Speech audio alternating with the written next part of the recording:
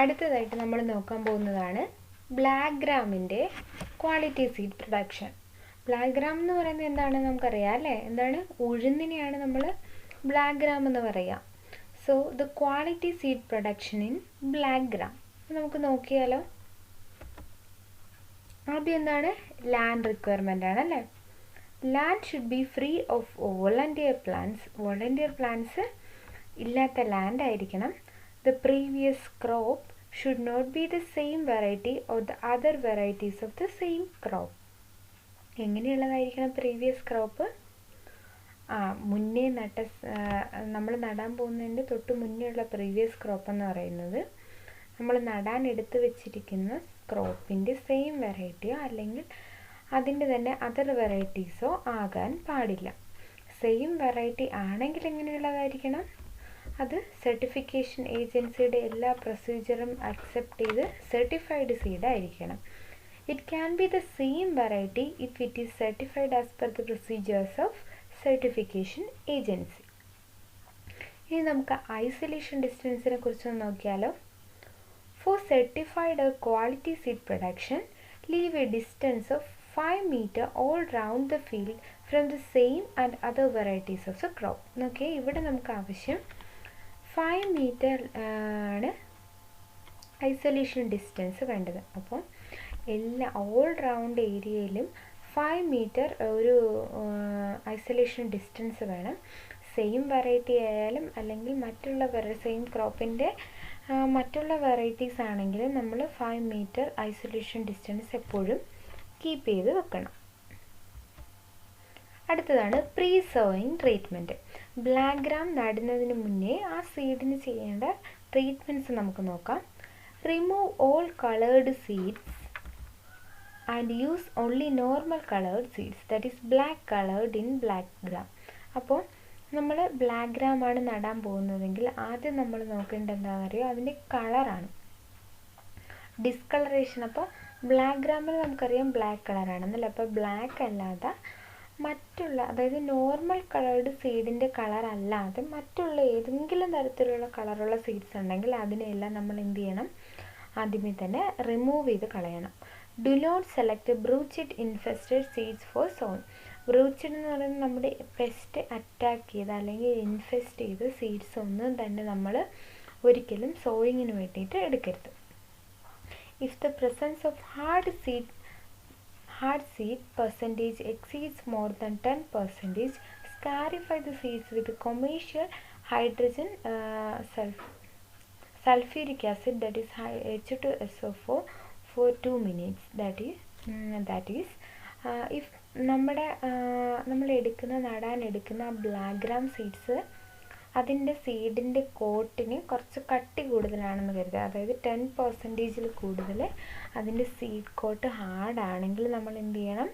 സ്കാരിഫൈ ചെയ്ത് കൊടുക്കണം. സ്കാരിഫൈ ചെയ്യാനായിട്ട് നമ്മൾ ആസിഡ് സ്കാരിഫിക്കേഷനാണ് ചെയ്യുക. അതിന് നമ്മൾ സൾഫ്യൂരിക് ആസിഡാണ് എടുക്കുക. സൾഫ്യൂരിക് ആസിഡിലേക്ക് 2 minutes നേരം നമ്മളതിനെ സോക്ക് ചെയ്ത് വെക്കണം. ഇനി ബ്ലാക്ക് ഗ്രാം സീഡ്സിനെ ഹാർഡൻ ചെയ്യാനായിട്ട് നമുക്ക് എന്ത് ചെയ്യാമെന്ന് നോക്കാം. Harden the black gram seeds in 100 ppm zinc sulfate, that is ZnSO4 for 3 hours in a seed solution in the ratio 1:0.3 and dry back the seeds to original seed moisture content, that is 8 to 9% under shade. അപ്പോൾ black ഗ്രാമിനെ harden ചെയ്യാനായിട്ട് നമ്മൾ എടുക്കുന്ന solution ഏതാണെന്നറിയാമോ? 100 ppm zinc sulphate ആണ് എടുക്കുക. എങ്ങനെയാണ് എടുക്കുന്നത്? സീഡിനെ ഒരു part seed എടുക്കുകയാണെങ്കിൽ അതിൻ്റെ 0.3 പാർട്ട് എന്തെടുക്കണം? 100 ppm സിങ്ക് സൾഫേറ്റ് എടുക്കണം. അതിനുശേഷം ഇതെന്ത് ചെയ്യണം? ട്രീറ്റ് ചെയ്യണം. എത്ര നേരത്തേക്കാണ് ട്രീറ്റ് ചെയ്ത് വെക്കേണ്ടത്? 3 hours ട്രീറ്റ് ചെയ്യണം. ട്രീറ്റ് ചെയ്ത് കഴിഞ്ഞിട്ട് ഈ സെയിം സീഡിനെ നമ്മൾ വീണ്ടും ഡ്രൈ ചെയ്ത് അതിൻ്റെ ഒറിജിനൽ മോയ്സ്ചർ കണ്ടൻറ്റിലേക്ക് കൊണ്ടുവരണം. ഒറിജിനൽ മോയ്സ്ചർ കണ്ടൻറ്റ് എന്ന് പറയുന്നത് 8 to 9% ആണ്. ഇനി in black gram fortify the seeds with zinc sulfate 0.2%, manganese sulfate, that is MnSO4, that is 2%, and Ne2MoO4, that is sodium molybdate 0.1% in 1/3 volume to enhance the field establishment under irrigated conditions. Irrigated കണ്ടീഷൻസിൽ നമുക്ക് black ഗ്രാമിനെ അതിൻ്റെ സീഡ്സിനെ fortify ചെയ്യാം. Fortify ചെയ്യുന്നതിന് നമ്മൾ ഉപയോഗിക്കുന്നത് 0.2% zinc sulphate അല്ലെങ്കിൽ 0.2% manganese sulphate, അതും അല്ലെങ്കിൽ 0.1% സോഡിയം മോളിബ്ഡേറ്റ് ആണ് എടുക്കുക. ഇതെങ്ങനെയായിരിക്കും എടുക്കുന്നത്?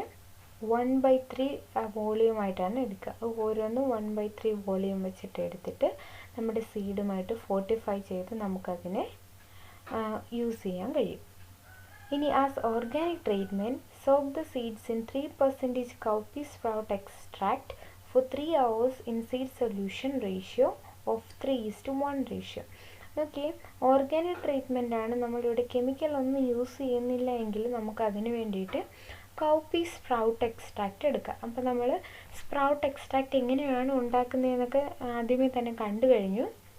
അപ്പോൾ 3% കൗപ്പി സ്പ്രൗട്ട് എക്സ്ട്രാക്റ്റ് എടുത്തിട്ട് നമ്മുടെ സീഡിനെ ഇതിനകത്തേക്ക് സോക്ക് ചെയ്ത് വെക്കാം. അപ്പോൾ എങ്ങനെയാണ് എടുക്കേണ്ടതെന്ന് വെച്ച് കഴിഞ്ഞാൽ 3 പാർട്ട് നമ്മുടെ സീഡ് എടുക്കുകയാണെങ്കിൽ അതിൽ ഒരു പാർട്ട് എന്താണ് 3% കൗപ്പി സ്പ്രൗട്ട് എക്സ്ട്രാക്റ്റ് എടുക്കണം. എന്നിട്ട് 3 മണിക്കൂർ നേരത്തേക്ക് അതിനെ സോക്ക് ചെയ്ത് വെക്കണം. ഇൻ മൈൻ സോയിൽസിലാണെങ്കിൽ soak the seeds with 100 ppm zinc sulfate for 3 hours in seed solution ratio of 1:1 and coat with black polycoat at 3 gram per kg plus carbendazim at 2 gram per kg plus dimethoate at 5 ml per kg and DAP at 30 gram per kg and micronutrient mixture at 20 gram per kg and rhizobium at 30 gram per kg ആണ് എടുക്കേണ്ടത്. അപ്പോൾ നോക്കിയേ, ഇവിടെ mine സോയിൽസിനാണെങ്കിൽ നമ്മുടെ സീഡിന് നമ്മൾ എന്ത് ചെയ്യും? ആദ്യം സിങ്ക് സൾഫേറ്റ്, അതായത് 100 ppm സിങ്ക് സൾഫേറ്റിലേക്ക് 3 മണിക്കൂർ നേരം സോക്ക് ചെയ്ത് വെക്കണം. എങ്ങനെയാണ്? സീഡ് 1 പാർട്ട് എടുത്തു കഴിഞ്ഞാൽ സിങ്ക് സൾഫേറ്റും 1 പാർട്ട്, അതായത് സെയിം എമൗണ്ട് എടുത്തിട്ട് അതിനെ സോക്ക് ചെയ്ത് വെക്കണം. സോക്ക് ചെയ്ത് വെച്ചിട്ട് സീഡിനെ കോട്ട് ചെയ്യാനായിട്ട് കുറച്ച് കാര്യങ്ങൾ തരുന്നുണ്ട്. അപ്പോൾ 1 kg സീഡിന് എന്തൊക്കെയാണ് കോട്ട് ചെയ്യാൻ എടുക്കേണ്ടതെന്ന് നോക്കാം. ബ്ലാക്ക് പോളിക്കോട്ട് ആണെങ്കിൽ 3 gram എടുക്കണം. കാർബൻഡസിൻ 2 gram ആണ്. Dimethoate 5 ml, DAP dye ammonium phosphate 30 gram, മൈക്രോന്യൂട്രിയൻ mixer എന്ന് പറയുന്നത് 20 gram, റൈസോബിയം 30 gram എടുത്തിട്ട് സീഡിനെ കോട്ട് ചെയ്ത് കൊടുക്കാം. അപ്പോൾ ഇത്രയാണ് പ്രീ സോയിങ് സീഡ് ട്രീറ്റ്മെൻറ്റ് എന്ന് പറയുന്നത്. ഇനി നമുക്ക് ഈ ബ്ലാക്ക് ഗ്രാമിൻ്റെ ലൈഫ് സൈക്കിളിൽ മൊത്തമായിട്ട് എന്താണ് അതിൻ്റെ ഫെർട്ടിലൈസർ റെക്കമെൻഡേഷൻ അല്ലെങ്കിൽ റിക്വയർമെൻറ്റ് എന്താണെന്ന് നോക്കാം. NPK at 25:50:25 kg per hectare is required plus 5 kg per hectare of micronutrient mixtures are also needed. അപ്പോൾ നോക്കിയേ, 1 ഹെക്ടർ ഏരിയയിലേക്ക് 25 kg നൈട്രജനും 50 kg ഫോസ്ഫറസും 25 kg പൊട്ടാഷ്യമാണ് വേണ്ടത്. അതിനുശേഷം മൈക്രോന്യൂട്രിയൻ്റ് കൊടുക്കേണ്ടത്, മൈക്രോന്യൂട്രിയൻ്റ് മിക്സർ 1 ഹെക്ടറിലേക്ക് 5 kg ആണ് നമ്മൾ അപ്ലൈ ചെയ്ത് കൊടുക്കേണ്ടത്. അപ്പോൾ ഇത്രയുമാണ് ബ്ലാക്ക് ഗ്രാമിൻ്റെ ഫെർട്ടിലൈസർ റെക്കമെൻഡേഷൻ എന്ന് പറയുന്നത്. ഇനി നമുക്ക് ബ്ലാക്ക് ഗ്രാമിൻ്റെ ഫോളിയർ ആപ്ലിക്കേഷനെ കുറിച്ച് നോക്കാം. Spray 2% DAP at the time of first appearance of flowers and a second spray of 15 days after first spray for enhanced seed set. ആദ്യം നമ്മൾ ഫോളിയർ ആപ്ലിക്കേഷന് വേണ്ടിയിട്ട് സ്പ്രേ ചെയ്യുന്നതാണ് 2% DAP ഡൈ അമോണിയം ഫോസ്ഫേറ്റ്. അപ്പോൾ ഇത് 2 സമയത്തായിട്ട് നമുക്ക് അപ്ലൈ ചെയ്ത് കൊടുക്കാം. ഒന്ന്, ഫ്ലവേഴ്സ് അപ്പിയർ ചെയ്യാൻ തുടങ്ങുന്ന ആ സമയത്ത് ആദ്യത്തെ സ്പ്രേ ചെയ്ത് കൊടുക്കണം. ആദ്യത്തെ സ്പ്രേ ചെയ്ത് കഴിഞ്ഞ് 15 ദിവസം കഴിയുമ്പോൾ സീഡ് സെറ്റ് എൻഹാൻസ് ചെയ്യാൻ വേണ്ടിയിട്ട് രണ്ടാമത്തെ സ്പ്രേയും ചെയ്ത് കൊടുക്കുക. ഇനി അടുത്തതാണ് spray NAA, that is naphthalene acetic acid. അപ്പോൾ അത് 40 ppm at first flowering and second spray at fortnight to reduce the flower drop. Naphthalene acetic acid can be mixed with insecticides and fungicides. അപ്പോൾ നോക്കിയേ, നമ്മൾ പിന്നെ അടുത്ത spray നമ്മൾ ഉദ്ദേശിക്കുന്നത് നാഫ്താലിൻ acetic ആസിഡിൻ്റെ സ്പ്രേ ആണ്. അത് 40 ppm ആണ് നമ്മൾ എടുക്കേണ്ടത്. അപ്പോൾ അത് ഫസ്റ്റ് നമ്മൾ സ്പ്രേ ചെയ്ത് കൊടുക്കുന്നത് ഫ്ലവറിങ് സ്റ്റേജിലാണ്. പിന്നെ രണ്ടാമത്തെ സ്പ്രേ എന്ന് പറയുന്നത് ഫോർട്ട്നൈറ്റ് എന്താണെന്നറിയാമോ? 40 nights എന്നാണ് ഫോർട്ട്നൈറ്റ് കൊണ്ട് ഉദ്ദേശിക്കുന്നത്. അതായത് 2 weeksനെയാണ് നമ്മൾ ഫോർട്ട്നൈറ്റ്സ് എന്ന് പറയും. അപ്പോൾ ഫസ്റ്റ് സ്പ്രേയും കഴിഞ്ഞതിന് ശേഷം 2 വീക്ക് കഴിഞ്ഞ് അതായത് ഫസ്റ്റ് സ്പ്രേ കഴിഞ്ഞ് 2 വീക്ക് കഴിയുമ്പോൾ നമ്മൾ രണ്ടാമത്തെ സ്പ്രേ ചെയ്ത് കൊടുക്കണം. എന്തിനാണ്? ഈ ഫ്ലവേഴ്സൊക്കെ പൊഴിഞ്ഞു പോകാതിരിക്കാൻ വേണ്ടിയിട്ടാണ് രണ്ടാമത്തെ സ്പ്രേ ചെയ്ത് കൊടുക്കുന്നത്. അപ്പോൾ നാഫ്താലിൻ അസറ്റിക് ആസിഡ് നമ്മൾ സ്പ്രേ ചെയ്യുമ്പോൾ അതിൻ്റെ കൂടെ നമുക്ക് വേണമെങ്കിൽ ഇൻസെക്ടിസൈഡ്സോ ഫംഗിസൈഡ്സൊക്കെ മിക്സ് ചെയ്തും സ്പ്രേ ചെയ്ത് കൊടുക്കാം.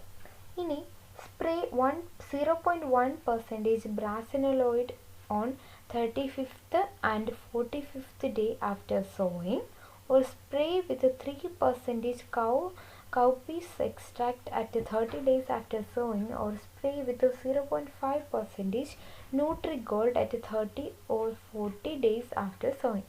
ഇനി സ്പ്രേ ചെയ്യണമെങ്കിൽ ചെയ്യാവുന്ന അതാണ് 0.1% ബ്രാസിനോലോയിഡ്. അത് എപ്പോഴാണ് സ്പ്രേ ചെയ്യേണ്ടതെന്നറിയോ? സോയിങ് കഴിഞ്ഞ് 35ാമത്തെയും 45ാമത്തെയും ദിവസം നമുക്ക് 0.1% ബ്രാസിനോലോയിഡ് വെച്ചിട്ട് സ്പ്രേ ചെയ്ത് കൊടുക്കാം. അതും അല്ലെങ്കിൽ 3% കൗപ്പി എക്സ്ട്രാക്റ്റ് സ്പ്രേ ചെയ്ത് കൊടുക്കാം. അത് സോയിങ് കഴിഞ്ഞ് 30 ദിവസത്തിന് ശേഷം വേണം അപ്ലൈ ചെയ്ത് കൊടുക്കാൻ.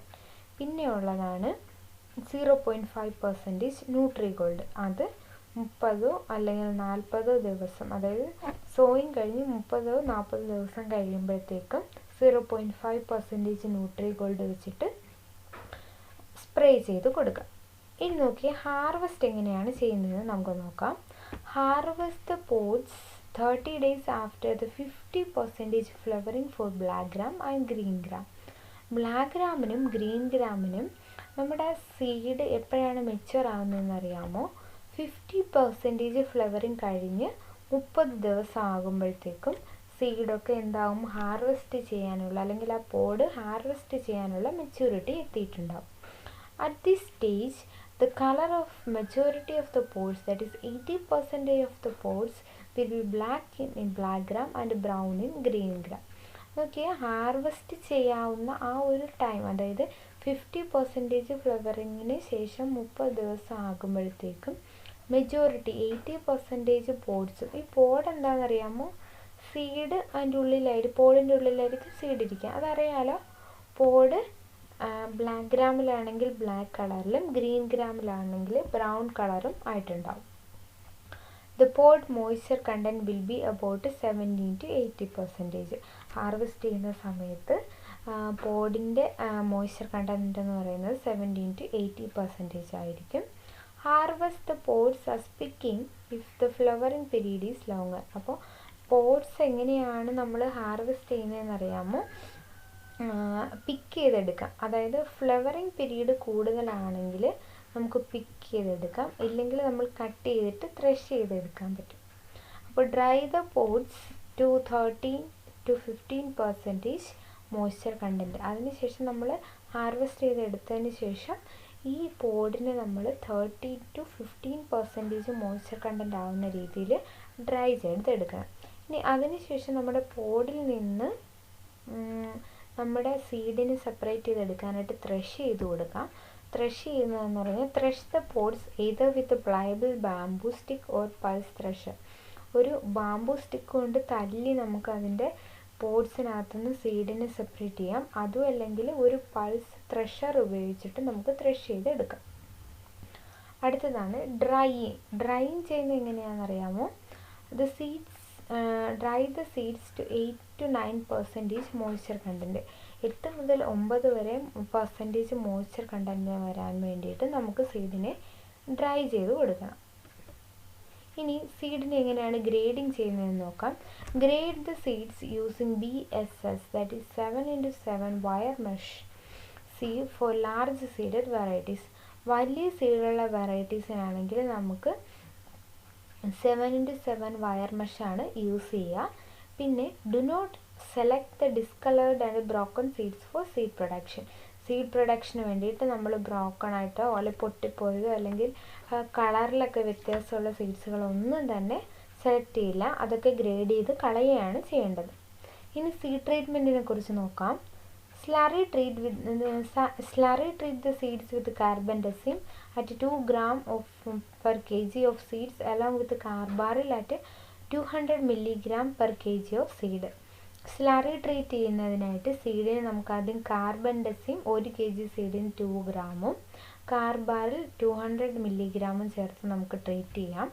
ഇനി അല്ലെങ്കിൽ slurry treat the seeds with halogen mixtures at 3 gram per kg of seeds as eco-friendly treatment.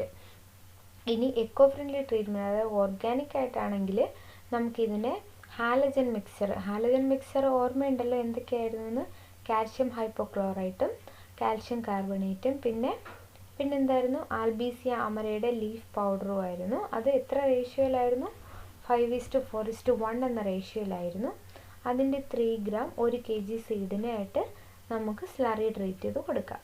ഇനി അടുത്തതാണ് treat the seeds with neem oil or groundnut oil or leaf powder of tobacco, നോച്ചി, neem or albizia അമര or fruit rind powder of sapindus laurifolius that is പൂച്ചിക്കോട്ടെ and acacia concinna in the ratio 1:100. അപ്പോൾ നമുക്ക് സീഡിന് നമുക്ക് neem oil അല്ലെങ്കിൽ groundnut oil പിന്നെ ഈ തരുന്ന കുറേയധികം പൗഡറുകളുണ്ട് അതുമായിട്ട് ട്രീറ്റ് ചെയ്യാം.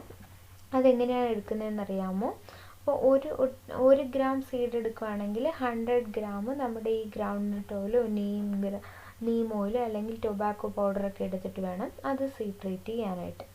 ഇനി expose the seeds thrice with 50% carbon dioxide that is 4 days for 500 kg container at 8% moisture content at 15 days interval. എന്ത് ചെയ്യണമെന്നറിയാമോ? സീഡിന് നമുക്ക് 50% കാർബൺ ഡയോക്സൈഡായിട്ട് എക്സ്പോസ് ചെയ്ത് കൊടുക്കണം. അത് 40 kg കണ്ടെയ്നറിന് 4 ദിവസത്തേക്കാണ് ചെയ്യുക. അത് 8% മോയ്സ്ചർ കണ്ടൻറ്റിൽ 15 days ഇൻ്റർവെല്ലിൽ വേണം അത് ചെയ്തെടുക്കാനായിട്ട്. ഇനി സീഡിനെ എങ്ങനെയാണ് സ്റ്റോർ ചെയ്യുന്നതെന്ന് നമുക്ക് നോക്കാം. Store the seeds in gunny bag or cloth bag for short-term storage, that is 8 to 9 months, with a seed moisture content of 8 to 9%, and store the seeds in polylined gunny bag for medium-term storage 12 to 15 months with a seed moisture content of 8 to 9%, and store the seeds in 700 gauge polythene bag for long-term storage, that is more than 15 months with seed moisture content less than 8%. നോക്കി short term സ്റ്റോറേജിനാണെങ്കിൽ 8 to 9% ആയിരിക്കും moisture content വേണ്ടത്. അത് ഗണ്ണി ബാഗിലോ cloth ബാഗിലോ നമുക്ക് store ചെയ്യാം. Medium term storage ആണെങ്കിൽ 12 to 15 months ആയിരിക്കും. അത് moisture content 8 to 9% തന്നെയാണ്. അത് നമുക്ക് പോളി ലൈൻഡ് ഗണ്ണി ബാഗ്സിലായിരിക്കും സ്റ്റോർ ചെയ്യേണ്ടി വരിക. ഇനി long term storage that is more than 15 months ആണെങ്കിൽ അത് നമ്മൾ ലെസ് ദാൻ 8% മോയ്സ്ചർ കണ്ടൻറ്റ് ആയിരിക്കും സ്റ്റോർ ചെയ്യുക. അത് സ്റ്റോർ ചെയ്യാനായിട്ട് നമ്മൾ ഉപയോഗിക്കുന്നത് 700 gauge പോളിത്തീൻ ബാഗിലായിരിക്കും. അപ്പോൾ ഇത്രയാണ് ബ്ലാക്ക് ഗ്രാമിൻ്റെ ക്വാളിറ്റി സീഡ് പ്രൊഡക്ഷനിൽ വരുന്നത്.